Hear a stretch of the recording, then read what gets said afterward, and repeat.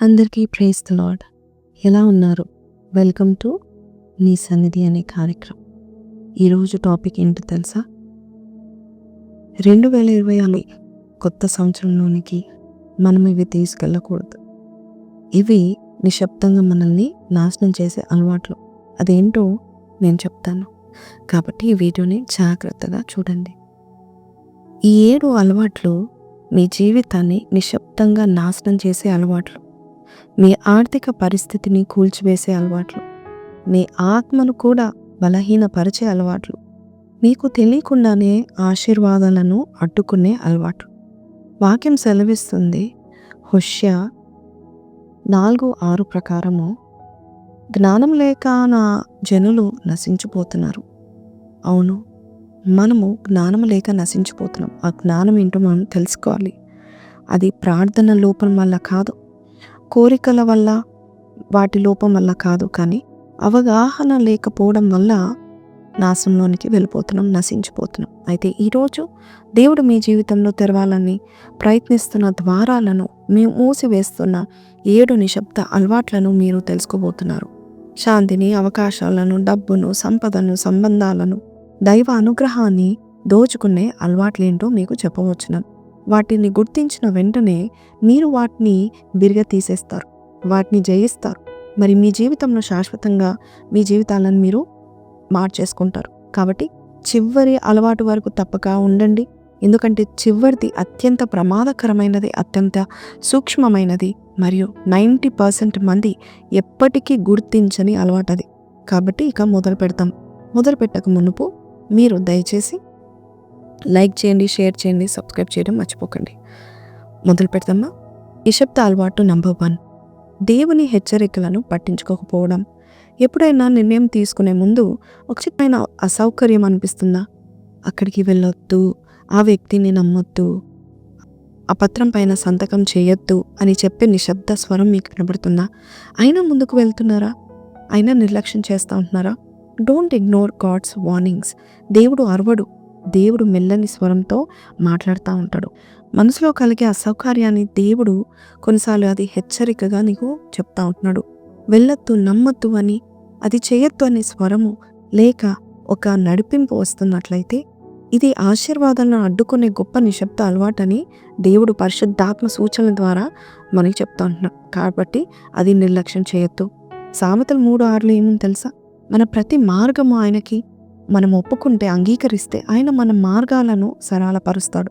కానీ ఆయన దారిని పట్టించుకోకపోతే దేవుడు మనల్ని కాపాడాలనుకున్న తుఫాన్లోనికి మనమే నడిచిపోతూ ఉంటాము.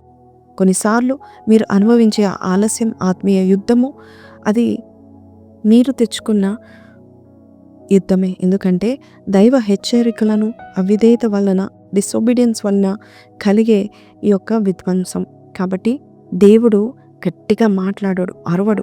ఆయన గుసగుసలే మీ భవిష్యత్తుని తీర్చిదిద్దుతుంది. కాబట్టి దేవుడు మనల్ని తుఫాన్లో నుంచి కాపాడాలనుకుంటున్నాడు. కాబట్టి మనము హెచ్చరికలను లెక్క చేయకపోతే ఆ తుఫాన్లోనికి మనమే నడుచుకుంటా వెళ్తాం, మన జీవితానికి నాశనాన్ని కొని తెచ్చుకుంటాం.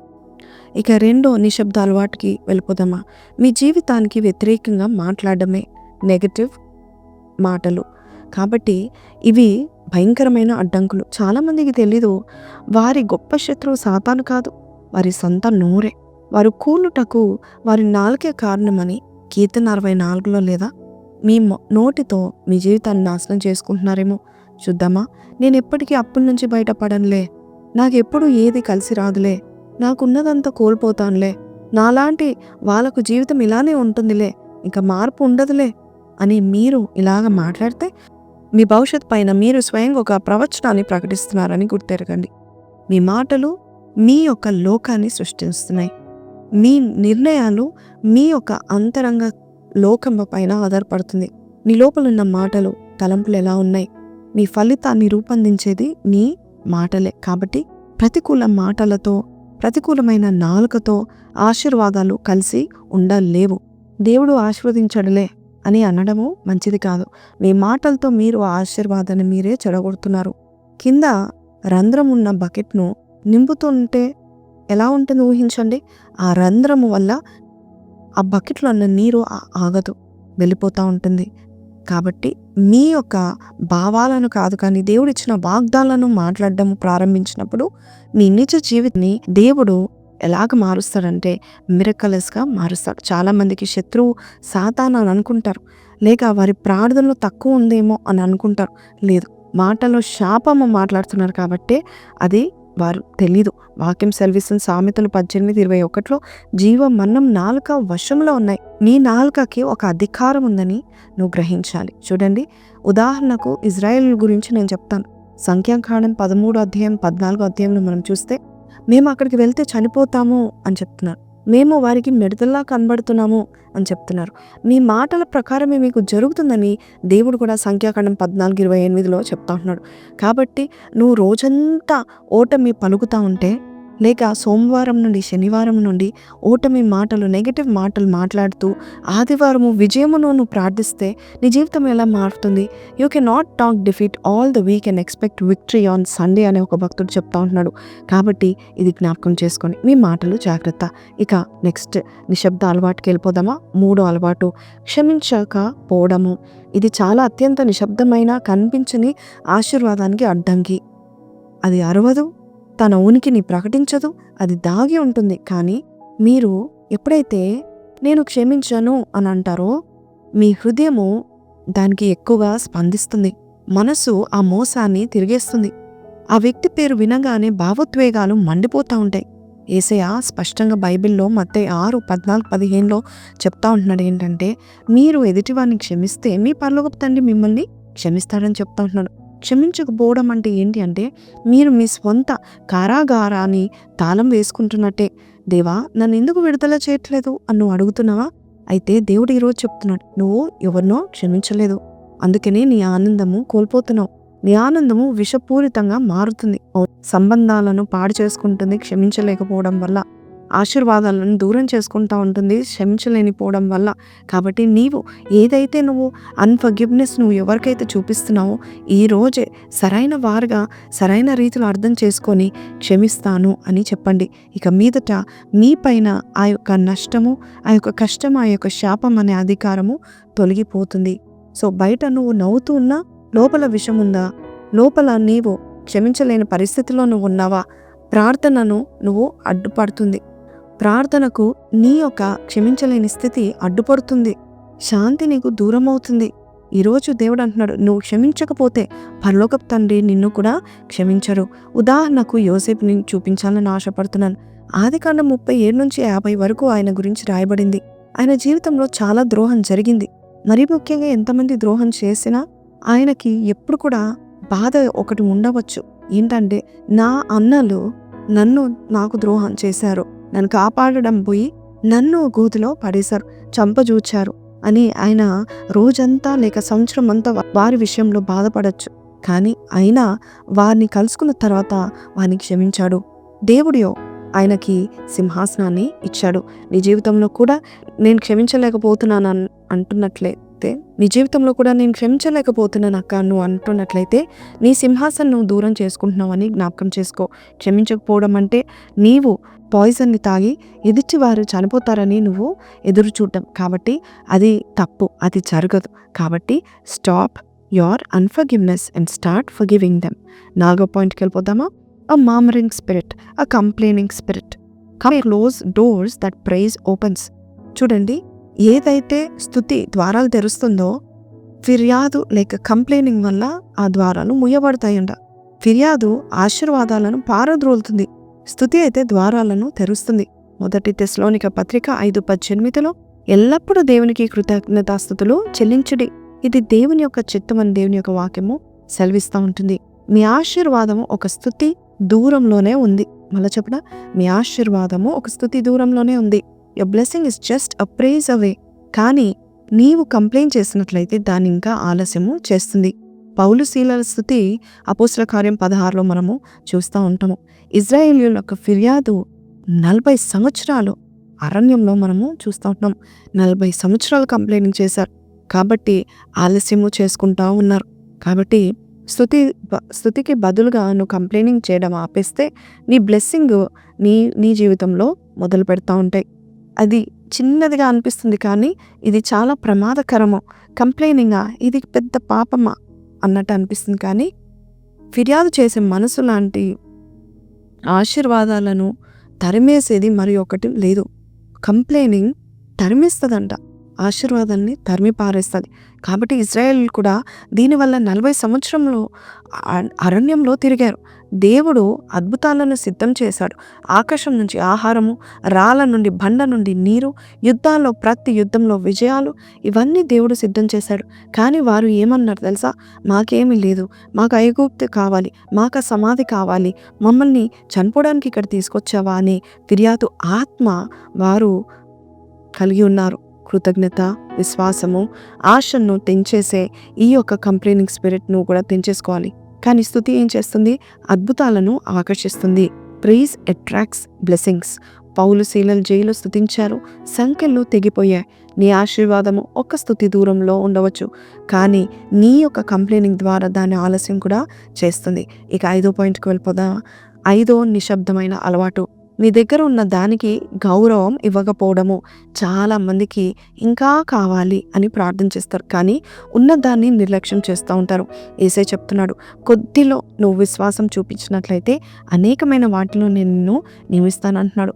అంతేకాదు, సంతుష్టితో నువ్వు ఉన్నట్లయితే ఇంకా ఎక్కువ అయిన దీవెనలు నువ్వు పొందుకుంటావు. మీ ఉద్యోగానికి గౌరవం ఇవ్వకపోతే దేవుడు మెరుగైన దాన్ని ఎందుకు ఇస్తాడు? ఇప్పుడు నువ్వు చేస్తున్న ఉద్యోగంలో సనుక్కుంటూ గొనుక్కుంటూ గౌరవం లేకుండా చేస్తూ అక్కడ టైంపాస్ చేస్తూ నువ్వు జీవిస్తున్నట్లయితే దేవుడు పెద్ద రెస్పాన్సిబిలిటీ ఎలా ఇస్తాడు? చిన్న అవకాశాలైనా నీవు పట్టించుకొని శ్రద్ధతో నువ్వు చేసినట్లయితే శ్రద్ధ గలవాన్ని దేవుడు ఐశ్వర్యవంతులుగా చేస్తాడు. చిన్న అవకాశాలను పట్టించుకోకపోతే పెద్ద వాటిని ఎలాగ దేవుడు నీకు అప్పగిస్తాడు అని ఆలోచన నువ్వు కూడా చేసుకోవాలి. గౌరవం, రెస్పెక్ట్ ఉండాలి. రెస్పెక్ట్ లేకపోతే ఆశీర్వాదాలు పెరగవు. నీవు ఏదైతే నీ కలిగి ఉన్నావో you should respect what you have. గౌరవమే మల్టిప్లికేషన్ని ఆరంభిస్తుంది. Don't neglect your present blessing. People pray for more but mishandle the little that they have. కాబట్టి దావీదును మనం చూసినట్లయితే ఆయన ప్యాలెస్కి, రాజభవనంలో రాజుగా ఎంటర్ అవ్వకముందు ఆయన దగ్గర ఉన్న గొర్రెలను కాపాడాడు. ఆ గొర్రెల్లో ఒక్కటి కూడా పోగొట్టుకోకుండా ఆయన కాపాడాడు. చాలా శ్రద్ధగా చూసుకున్నాడు. అంతేకాదు, ఆయన చేతుల్లో ఎటువంటి ఖడ్గాలు కానీ యుద్ధ ఆయుధాలు లేవు, కానీ ఒక చిన్న వడిసెలతో ఆయన ప్రాక్టీస్ చేశాడు. అంతేకాదు, ఆయన దగ్గర ఒక సీక్రెట్ ఉంది. ఏంటంటే దేవునితో సన్నిహిత సంబంధం కొరకు ఒక సీక్రెట్ ప్లేస్, ఒక రహస్యమైన స్థలాన్ని ఏర్పాటు చేసుకొని ప్రార్థన చేసేవాడు. అందుకనే God promoted him from pasture to palace. పచ్చిక బయలులో నుండి రాజభవనంలోనికి దేవుడు అతన్ని ప్రమోట్ చేశాడు. కాబట్టి God multiplies what you respect. నీ చేతిలో ఉన్న దాన్ని గౌరవించకపోతే దేవుడు కొత్త దాన్ని నీకు అప్పగించాడు. ఇక 6వ పాయింట్కి మనము వెళ్ళిపోదాము. ఈ యొక్క నిశ్శబ్ద 6వ అలవాటు ఏంటి అంటే స్పిరిచువల్ ప్యాసివిటీ, ఆత్మీయ నిర్లక్ష్యం. అంటే ప్రార్థన లేనితనము, వాక్యం చదవకపోవడము, అయినా విజయం కొరకు ఆశించడము. చూడండి, 1 పేతురు 5:8 జాగ్రత్తగా ఉండండి, అప్రమత్తంగా ఉండండి అని దేవుని యొక్క వాక్యం సెలవిస్తుంది. ఎగ్జాంపుల్ని సంసోన్ చూపించాలని అనుకుంటున్నాను. ఎంత బలమున్నా జాగ్రత్తగా లేడు. యెహోవా తన నుండి వెళ్ళిపోయాడని కూడా ఆయనకి తెలియలేకపోయింది. అభిషేకం ఉంది కానీ జాగ్రత్తగా లేకపోతే పతనము దగ్గరలోనే ఉంటుందని గమనించండి. ఆత్మీయ నిర్లక్ష్యము ఎంత భయంకరమంటే యుద్ధాలను మీరు గెలవలేరు. వాక్యముతో పోషించకపోతే జ్ఞానము పెరగదు. నిర్లక్ష్యము అయోమయాన్ని తీసుకొస్తుంది. నిర్లక్ష్యమైన బుద్ధి భయాన్ని తెచ్చిపెడుతుంది. నిర్లక్ష్యము ఆర్థిక పతనాన్ని కూడా తీసుకొస్తుంది. నిర్లక్ష్యము విశ్వాసి అంటాడు కదా, నిర్లక్ష్యం కలిగిన వ్యక్తి ఏమంటాడు తెలుసా? దేవుడు అన్ని చేయాలి, నా ఎగ్జామ్ కూడా ఆయనే రాయాలి అని అంటూ ఉంటాడు. కానీ సంస్వయమైన విశ్వాసి ఏమంటాడు తెలుసా? దేవుడు తన పని చేస్తాడు, నేను నా పని చేస్తాను. So don't be spiritually inactive. Passivity opens doors to confusion and defeat. 1 Peter 5:8 ప్రకారం be sober, be vigilant. మనము జాగ్రత్తగా ఉండాలని దేవుడు కోరుకుంటా ఉంటున్నాడు. సంసోని చూస్తే he was anointed బట్ కేర్లెస్గా జీవిస్తూ ఉన్నాడు. న్యాయాధిపతులు 13వ అధ్యాయం నుంచి 16 వరకు మనం చూస్తే ఆయన ఫిజికల్గా స్ట్రాంగ్ ఉన్న స్పిరిచువల్గా వీక్ అయిపోయాడు. he did not know that the Lord had departed from him. దేవుడు ఆయన నుండి వెళ్ళిపోయాడు అనే సంగతి ఆయన తెలుసుకోలేకపోయాడు. న్యాయాధిపతులు 16 16:20లో మనము ఈ మాట చూస్తున్నాం. కాబట్టి దేవుడు తన పని చేస్తాడు. నువ్వు నీ పని చేసే విషయంలో యాక్టివ్గా ఉండమని దేవుడు కోరుకుంటున్నాడు. 2026 సంవత్సరంలో మనం అడుగు పెట్టేటప్పుడు మన పనులు ఏంటి, మన ప్లాన్స్ ఏంటి, మనం ఏం చేయాలనేది నిర్లక్ష్యంగా కాకుండా శ్రద్ధగా చేద్దాం. ఇక ఆఖరి పాయింట్కి వెళ్ళిపోదామా? 7వ పాయింట్, మూసుకున్న చేతులు, a closed hand. Closed hands is the most dangerous habit. చూడండి, ఏదైనా గట్టిగా మనం పట్టుకుంటే ఎలా ఉంటుంది? అత్యంత ప్రమాదకరంగా ఉంటుంది. మూసుకున్న చేతులు ఆశీర్వాదాన్ని స్వీకరించలేవు. డబ్బు, భయము, గత అనుభవాలు, కొరత, నెగటివ్ ఫీలింగ్స్, ఇవన్నీ గట్టిగా పట్టుకున్నవారు ఎదగరు. గట్టిగా ఎక్కువగా పట్టుకున్నవారు, బిగిసి పట్టుకున్నవారు, పిడికలు మూసుకున్నవారు చివరికి దారిద్ర్యంలో పడతారు. చూడండి, సామెతలు 11:24లో కూడా వెదజల్లి అభివృద్ధి పొందుకున్నవాడు కలడు, కానీ తగిన దానికంటే తక్కువ ఇచ్చినవాడు లేమికి కారణం అవుతాడు. కాబట్టి ఈరోజు what ever your holding on to tightly, release it. మీకు తెలుసా, ఒక ధనికుడు, మార్క్స్ వార్త 10:17-22 వరకు మనం చూస్తాం. He wanted eternal life but could not release his wealth. ఆయన డబ్బుని గట్టిగా పట్టుకున్నాడు కాబట్టి శాశ్వతమైన రాజ్యంలో అడుగు పెట్టలేకపోయాడు. దేవుడు ఆయనని ఎంతో ప్రేమగా చెప్తా ఉంటాడు, నువ్వు అన్నీ వదులుకున్నా నన్ను వెంబడించను. But he walked away very sadly. కాబట్టి ఈరోజు ఇవ్వలేని వాడు పొందలేడు అనేది జ్ఞాపకం చేసుకోండి. This is the truth. ఈరోజు ట్రూత్ ఏంటి అంటే క్లోజ్డ్ హ్యాండ్స్ కెనాట్ రిసీవ్. ఇవ్వలేని వారు పొందుకోలేరు. కాబట్టి మూసుకున్న చేతులను ఆశీర్వాదాలు స్వీకరించలేరు. కాబట్టి ఈరోజు ఈ మాటలు వింటున్న నీవు కొన్నిసార్లు మనం ఎక్కడైతే మూసుకొని ఉన్నామో అది మనం తెరవబోచున్నాము. చూడండి, పాత్ర సిద్ధం చేయడము మన పని, దాన్ని నింపడం దేవుని యొక్క పని. ఈరోజు ఫెయిత్తో, విశ్వాసంతో నీ యొక్క పిడికిలను విప్పండి. ఎందుకంటే భయము వల్ల ఆ పిడికలు మూసుకోబోతున్నాయేమో. కానీ ఈరోజు 7వ పాయింట్ ద్వారా ముగింపులో చెప్పేది, బ్రేక్ త్రూ కొరకు నీ పిడికలు విప్పు, దాన ధర్మాలు చేయు. ఏది కూడా నువ్వు గట్టిగా పట్టుకుంటావు అది నేను వదిలేసి వెళ్ళిపోతుందని జ్ఞాపకం చేసుకోండి. కాబట్టి ఈరోజు మనము కొన్ని పాయింట్స్ మళ్ళొకసారి ఇంగ్లీష్లో నేను చెప్తాను. Listen, speak Lord, your servant hears అనే మాట సమయంలో చెప్తా ఉంటున్నాడు. Speak Lord, your servant hears, నేను వింటున్నాను, నీ ఆజ్ఞ సెలవిమ్ము. కాబట్టి దేవుడు మాట్లాడతాడు. వార్నింగ్స్ చెప్పినప్పుడు మనము జాగ్రత్తగా వినాలి. రెండవదిగా, declare life, speak God's promises. So దేవుని యొక్క వాగ్దానాలను మనము మాట్లాడాలి. మూడవదిగా, ఫర్గివ్ క్విక్లీ, త్వరగా క్షమించే మనసు నీకు కావాలి. Don't carry poison. నాలుగవదిగా, praise intentionally especially in pain. కష్టంలోనూ స్తుతి చెల్లించి చూడు, ద్వారాలు తెరుచుకుంటాయి. అలాగే ఐదవదిగా, ఆనర్ ద ప్రెజెంట్. ఈరోజు దేవుడు నీకు ఏదైతే ఇచ్చాడో దాని యందును సంతోషించు, గౌరవించు, దేవుడు ఉన్నతమైనవి ఇస్తాడు. ఆరోదిగా, stay spiritually active. Word, prayer, obedience ఇవన్నీ కూడా నీవు చేస్తావని దేవుడు ఆశిస్తున్నాడు. ఇక ఏడవదిగా, దేవుని మీద నువ్వు అత్యంత నమ్మకం పెట్టుకొని దేవుని మీద నువ్వు ఆధారపడినప్పుడు దేవుడే నీకు సమస్తాన్ని చేసి పెడతా ఉంటాడు. సో ఈ 2026లోకి అడుగుపెట్టే ముందు ఈ నిశ్శబ్ద అలవాట్లు నీ జీవితంలో ఉండకుండా, చోటు లేకుండా నువ్వే విరగ తీసుకోవాలని నేను కోరుకుంటా ఉంటున్నాను. So the silent habits that are killing your destiny in 2026 are not going to come with you. So పాత అలవాట్లు కాదు, కొత్త జీవితం స్వాగతం చేద్దాం. ఇంకా కొన్ని దినాల్లో మనము నూతన సంవత్సరంలో అడుగు పెట్టడానికి దేవుడు కార్యం చేస్తున్నాడు. మళ్ళా వచ్చే వారము క్రిస్మస్ రోజు మళ్ళా కలుద్దాం. అంతవరకు సెలవు. Have a blessed night. Praise the lord.